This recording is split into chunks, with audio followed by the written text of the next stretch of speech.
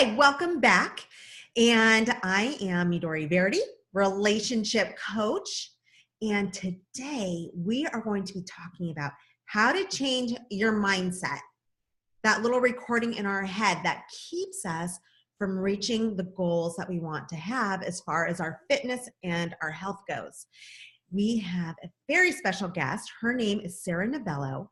She is the project manager for the app-based weight loss program, Lose It, which is this amazing app. She's going to talk about it a little bit more, but it's been around forever, so we know that it's good.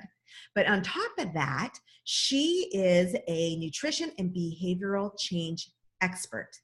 And another little tidbit that I just found out about her, she has lost a ton of weight. She's going to talk about that more, but she's lost a ton of weight from a long time ago and she's kept it off. So she's the real deal. She went through everything that she teaches, which is what I love. That's what I try to bring you guys. So let's get started. Welcome, Sarah. Thank you. It's great to be here. Great. Thanks for being here. So tell us about your background. You snuck in a few minutes ago when we were talking before we were on camera about all this weight loss that you had and how that was kind of your inspiration. So give us a little background on that. Sure. If you had told me 10 years ago that I'd be working at a weight loss company, I would have assumed you were completely wrong, maybe a little bit crazy.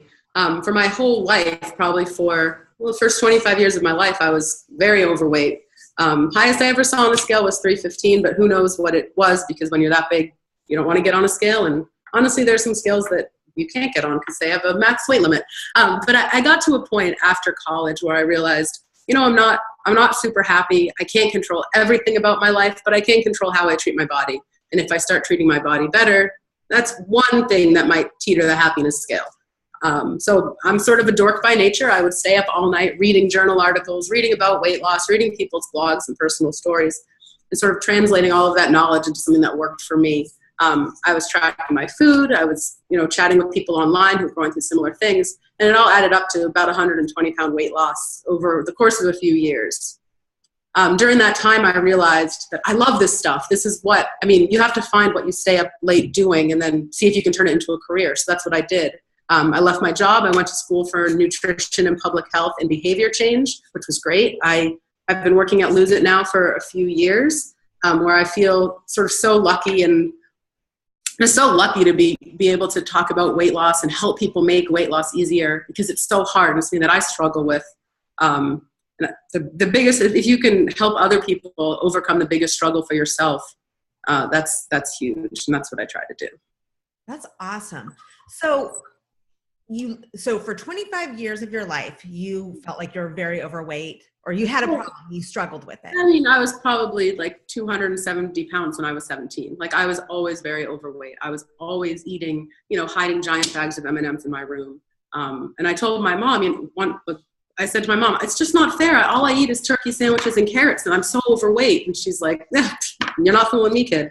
So I had, I think a lot of people can probably relate to that story of, sneak eating, never feeling good enough, so trying to feel better by eating more. And then you just have to sort of realize at some point enough is enough, and this is something I can control. I love it that you're saying all that, because so many of us, weight is relative, right? The way that you feel, if you're overweight or if you're not overweight, it's all relative. And the fact that you're talking about the sneak eating and the emotional eating and all that, tons of us, including me, struggle with those issues.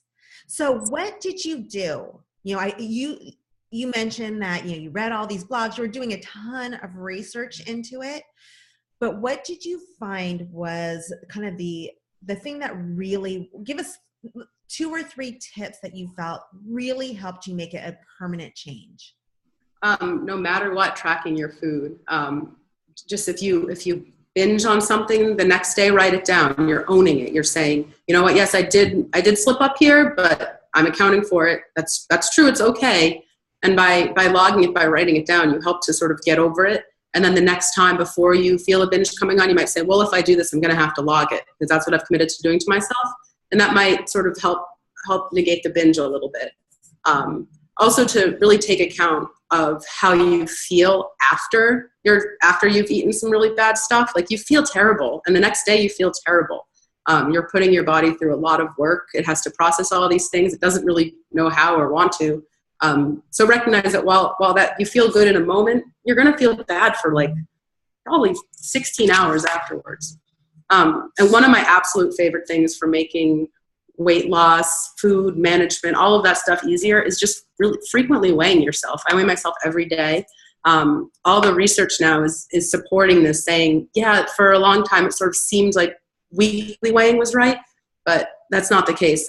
Daily weighing helps you every day, you know the number, and you can sort of see the funny fluctuations, and you can see that your weight isn't always tied exactly to what you do. So I know if I go to the gym and do a lot of strength training and then go home and have a beer or two, I'm under my calorie budget, no matter what, I'll be up a few pounds the next day, just because that combination causes my body to be up a little. But those aren't terrible behaviors for me.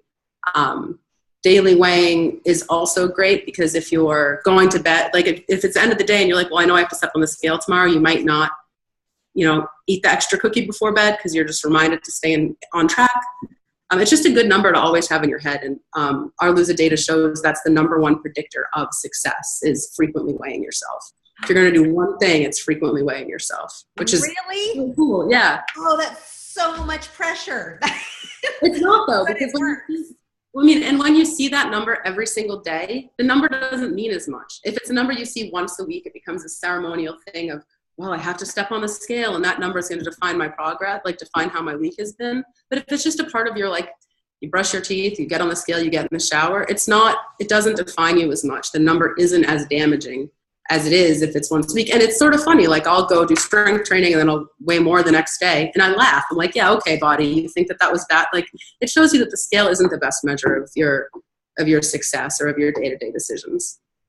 I love so much of what you just said, because the whole idea, I try to avoid the scale, but you're right. If you weigh yourself at the end of the week, so you're only doing it once a week, and all of a sudden you're up 5 pounds, that's horrifying. But if you weigh yourself every day and you're up half a pound, that's doable. You can fix it. And then you see trends as well. Just like you said, if you have a couple beers mixed with certain types of food, you know that your body doesn't process that as well. So yeah, that's great to know.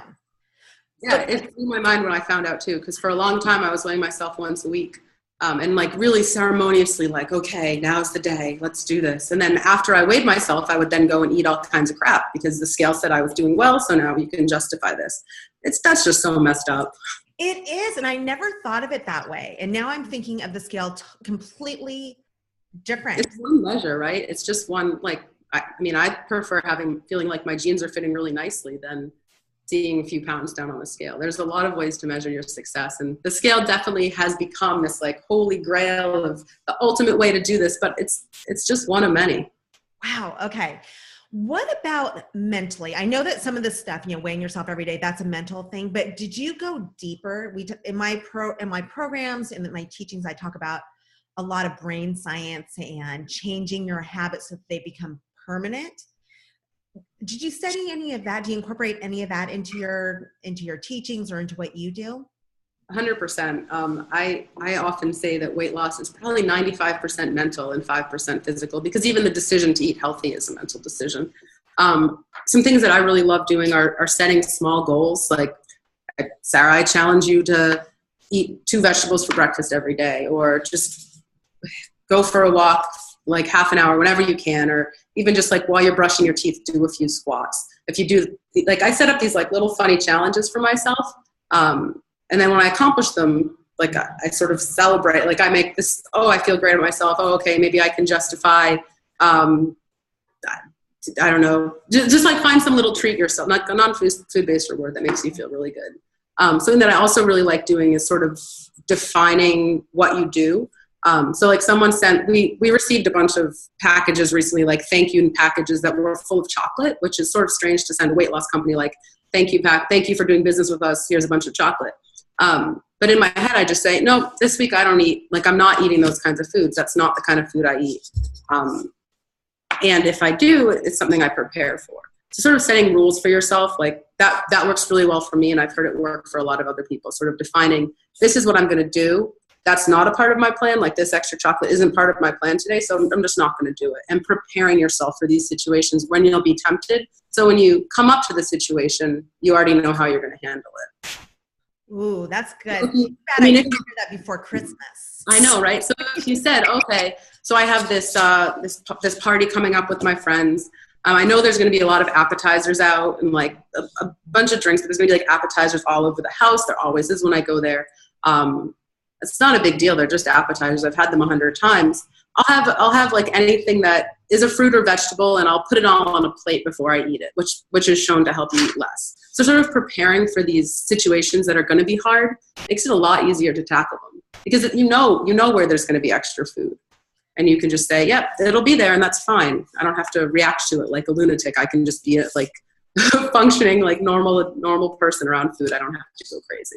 Yeah, that's great. So just going in with a plan, just knowing what your triggers may be and where there may be a challenge. And if you just psychologically set your intention, that's awesome. Easy. It sounds a lot. I mean, it's hard when you're there, but it's a lot easier because you've already prepared yourself for it. It's not surprising to see things because you know they're there and you've already planned for how to react around them.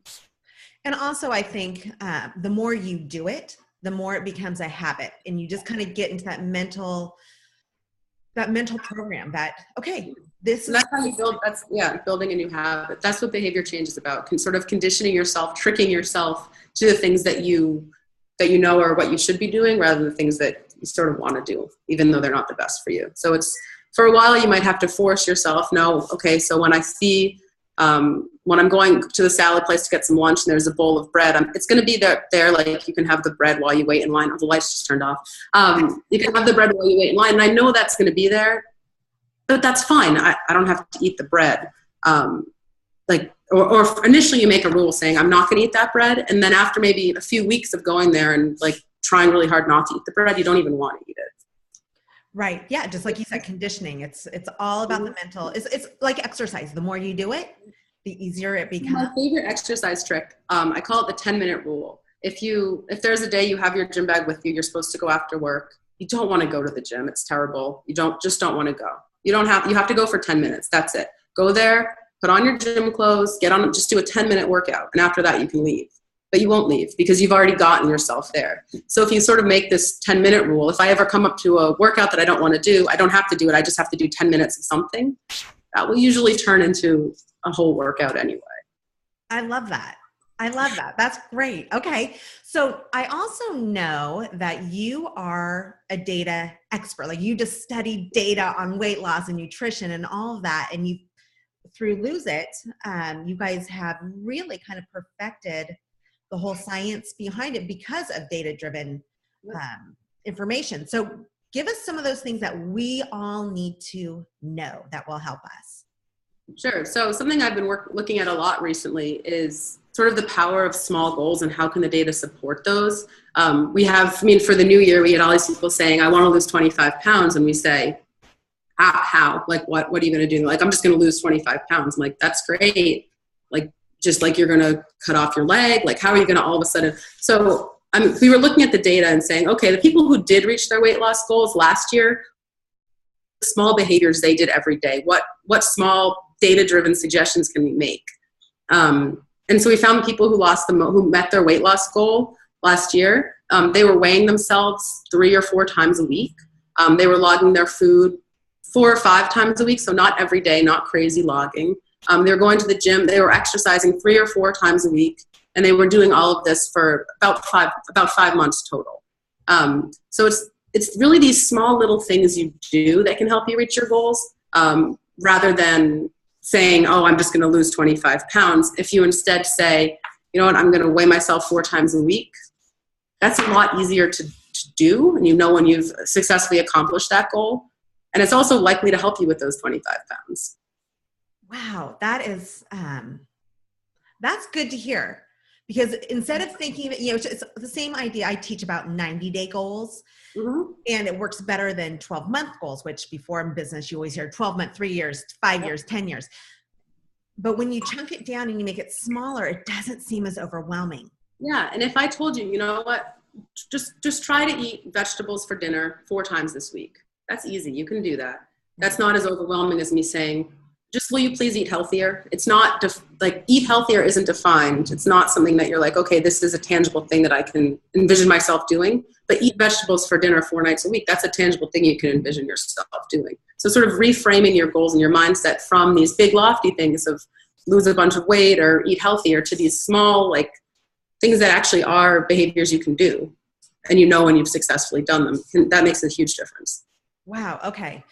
What else? Is there any other data that that's important that we should really know about? I mean, this isn't our data. So we know that people who have sort of an accountability buddy, who have a friend and lose it, who have someone they're sharing the journey with, do a lot better.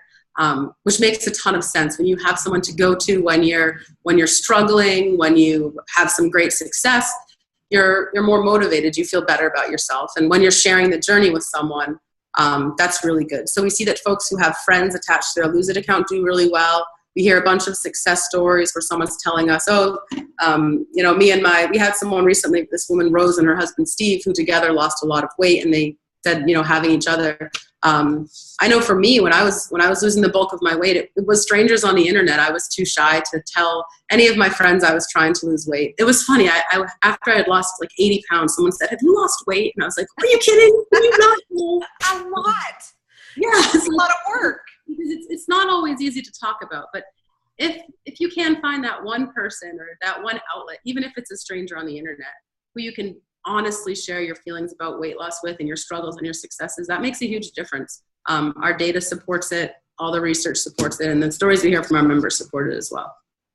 Okay, so I want to just recap the tidbits that you have shared, because I feel like there's been such a wealth of important information, and the part that I love the most is I feel like everything that you just talked about, the tips that you've given us, are all so doable. That's what I love. So I'm just going to do a recap. Correct me if I don't say something correctly. So weigh yourself every day. Don't be afraid. Don't be afraid of that scale.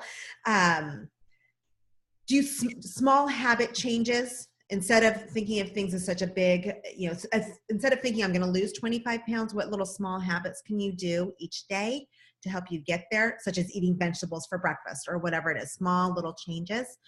Plan ahead. Easy, and practice it. So plan if you know you're going to be in a situation where, like I'm going on a set next week and I know there's going to be a ton of food, there's going to be a lot of wine. And when I have even a glass of wine or a cocktail, I tend to relax a little too much. And so then therefore those cookies just end up in my mouth and I don't know how. So well been there. Yeah. So plan ahead. And then the accountability, having an accountability partner is also so helpful. Okay. So tell us about your app. I know your app seems to be the app that everyone wants to go to. So what makes your app so different? So we're really based on it. Sure. So Lose It's been around, as you said earlier, since the beginning of the App Store. We were founded because our founder was a great programmer and he was wanting to lose a bit of weight. And he said, this iPhone is coming out. It seems like I should program an app to make it easier. Calorie counting on paper is really annoying. I think this iPhone could make it less annoying. So that sort of remained our goal, to use technology, to use the best behavioral science, the best regular science, to make weight loss as easy as it can be. We're all about mobilizing the world to achieve a healthy weight. And we're excited this year to be expanding from being a US-based product to international. So now we have folks in Australia, New Zealand, UK using our app. So the backbone of Lose It is calorie tracking. We have a food database that's verified, millions of foods in it. You log your food, you stay under your calorie budget, you log your exercise. You can sync with different devices. I have a Microsoft band that tracks my steps, tracks my sleep, tracks my workouts, and syncs right into Lose It.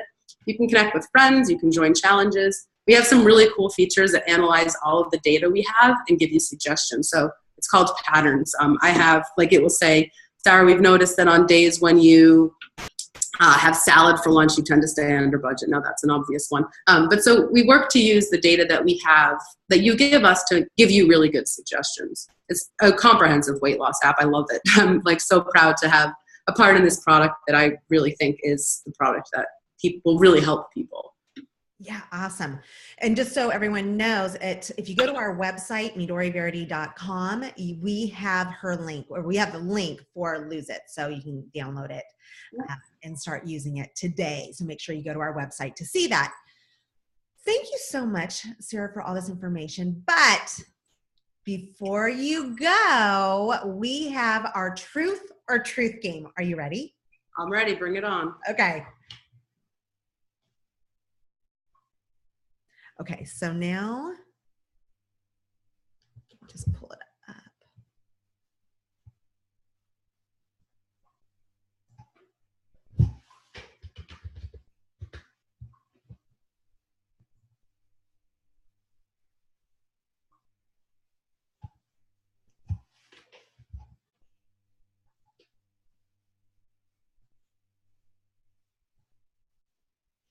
I had it up right before we talked and then got distracted. So here it is.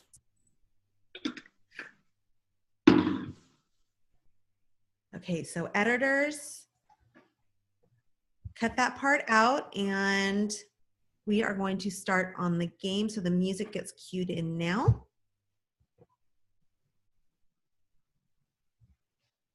Okay, so Sarah, here are the rules for the truth or truth game.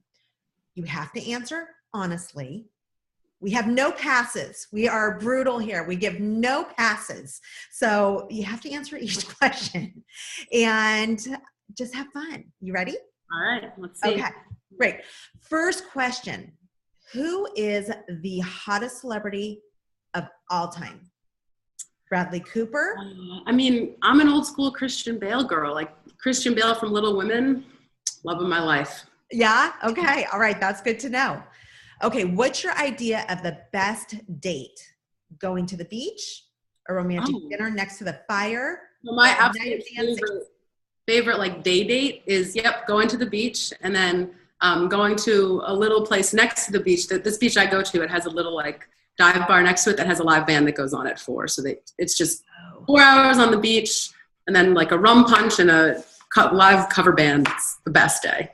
You know what? That sounds so. I can almost picture myself there right now. What state are you in? I'm in Boston, so I go up to Newburyport for the beach. Okay, very, very cool. I love that date night. Okay, or date day. Date days are better. I mean, then it can progress into the date night. Right. Okay, what do you find the most attractive quality in a person that you want to date?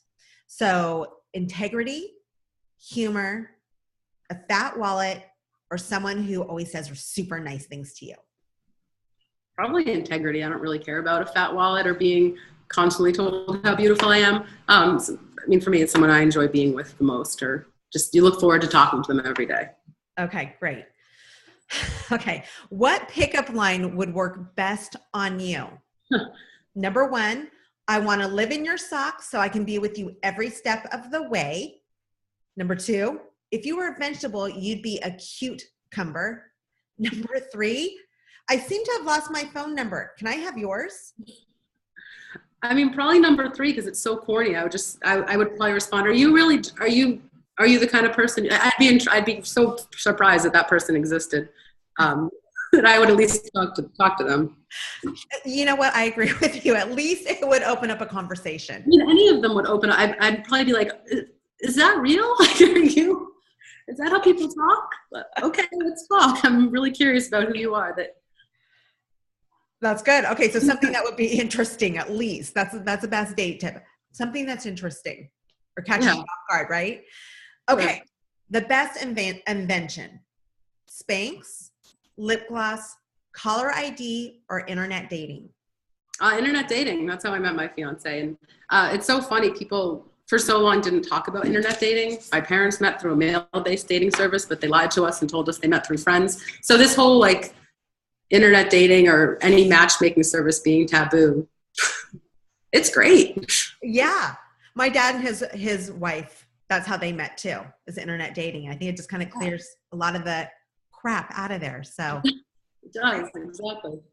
Okay, so tell us just real quick before we go, how we can get a hold, or where we can go to get your app.